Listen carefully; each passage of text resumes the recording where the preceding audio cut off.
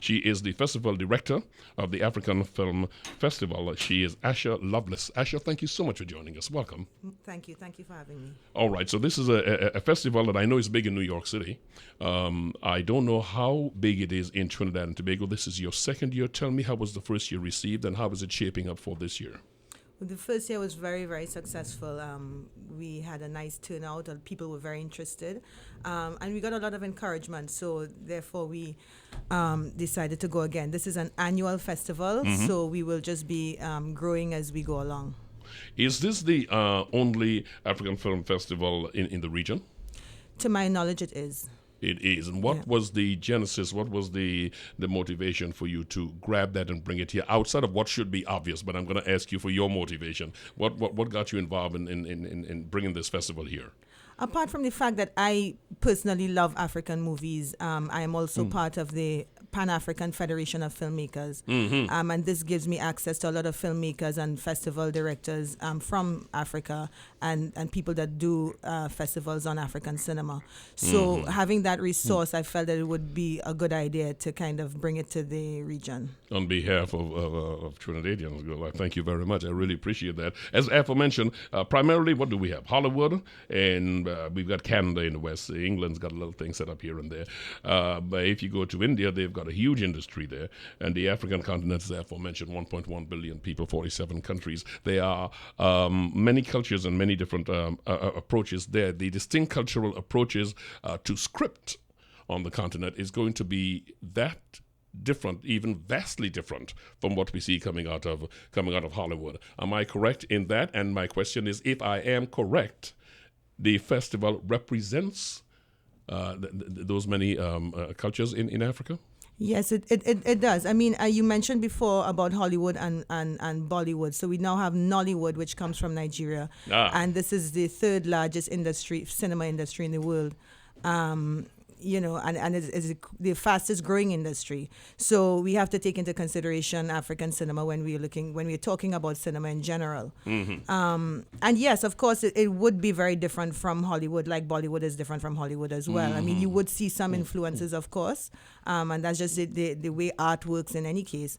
But it is very distinctly African in terms of the stories that they're telling, the environment that the stories are being told in, and also with the aesthetic that you see. And I specifically wanted to zero in on that because much of the cookie cutting machinery attached to the Hollywood style film is all about violence and grandiose, make money, this sort of thing. And I would expect, because I've gone to a couple of the festivals in New York, there is more of a community a base for these things and family as the impetus in a lot of these films that I saw there. Is that the same thing here? Have you found, for the most part? I'm asking. Well, Hollywood style is, even if you look at the pacing of a Hollywood film, it's, as you said, the cutting is a lot faster and so on. And, with some films from Africa, you tend to see that there's more lingering in terms of the shots and so on. And yes, the way that the film itself is made, it involves more of a community as opposed to a big industry. A different value set. Right. So Hollywood has a whole industry that is moving around the films that they produce, whereas this might be more community-based or more independent and so on. Yes, and I was particularly moved, and I'm just finding out, as most of our listeners, I think, would be wondering this morning, because the value system in Africa, one of the dangers you have is when you've got an industry coming up, is that they try to emulate something from somewhere else. I've been encouraged in looking at the film festival in New York, which is not dissimilar to yours, in that they chose the films that reflect an African value set, as it were. What is the criteria used when you select the films that you are bringing into the festival? What I try to do is to show the diversity of Africa. Really. So I try to represent all regions in Africa. So there's North Africa, there's South Africa, Eastern Africa, West Africa, and so on, and very distinct cultures, very distinct styles as well in terms of how the films are made and so on. So I try to kind of get a bit of everything so that when you see the films, you can see, a more urban Africa, you can see more rural Africa, you can see, something more traditional and so on. So you get a good taste of it. I always keep in mind that, is almost like we sit here and we visit Africa from the seats. Yeah, I like that. How welcoming have you found this presentation with Trinidadians? I think the public has been very, very interested and supportive of the project. I think we're still working on getting some more, substantial support for the initiative. But so far, I think we've been doing quite well. I'm very encouraged by this. I know that the Minister of Works will be at the opening of this. Speak to us about that. Yeah, Minister Hines is going to deliver an address on behalf of the Prime Minister. So we are really looking forward to that. He's very excited about the project. With a synopsis attached to each one, can we go through some of these films that are being shown? Yeah, sure. I want to start with the, what is it? These are free, is it? Is it free? Well, yeah, that's my Trinidadian thing. Right. She looked at me and go like, "Man, I gotta pay for these things." Yeah, I actually do. Well, we opened with the launch of the movie. Let me kind of go through the events around the festival. Okay. So we had something called the Movie Maxi series. So we had a launch of that on Friday at the Brian Lara Promenade. So that was a free screening, open to the public. It was really, very well received. It was lovely to be in the Brian Lara Promenade, utilizing the space, changing the space, the dynamic of the space, actually. I know I saw free inside of there somewhere. Yeah, so that was free. And on Monday, we have the opening of the festival, which is we're going to screen the movie called Lamb. And it's the first Ethiopian film to be part of the official selection to Cannes.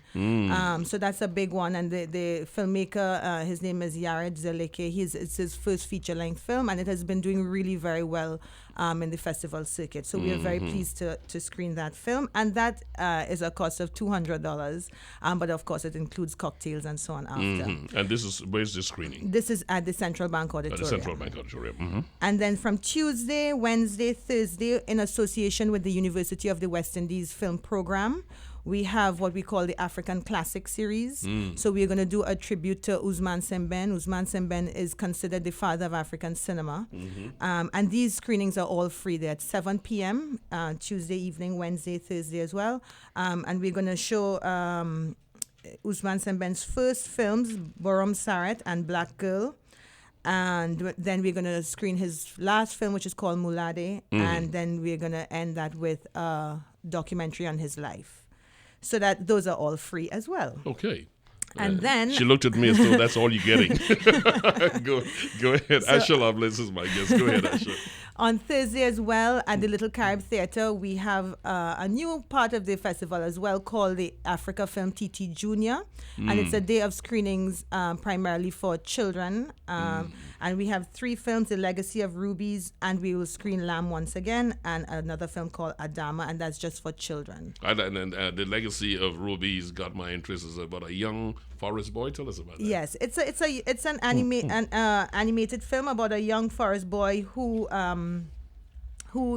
has, I guess it's kind of dealing with his issues with his father and so on. I don't want to give away too much about the story, but it's a really beautiful film. Okay, Euphoria Lounge. Right. Friday evening, we have our first Afrobeats party. It's called Fever, AFTT Fever, and it's going to be at Euphoria Lounge. $40 it would be the entrance fee. If you go to the film before that, called Fevers, you can get in free with that. So we're looking forward to that. We have some great DJs from Trinidad, and I think it's going to be a lot of fun. I'm very moved, encouraged by this African Film Festival, and I ask all our listeners to go out to it. Hence the reason we ask you here this morning. Asha Lovelace, thank you so very much. Give us a website where folks can go up and get more information on this, and because it's an itinerary you've got here. Okay. Yeah. We just ran through this morning. Give me a site where they can go and find out. Okay, you can get all of the information on www.africafilmtt.com. AfricaFilm.tt. AfricaFilmTT.com. Beautiful. Asha Lovelace, thank you so much for taking the time this Sunday morning for coming in with us. Truly appreciate you being here. Thank you very much. You take care and have yourself a wonderful week. I will be seeing you at the free and the paid, right? I should say paid, right? I was about to say the free, but okay. I will be seeing you at the free and the paid, okay? Thank Asha, you. thank you so very much.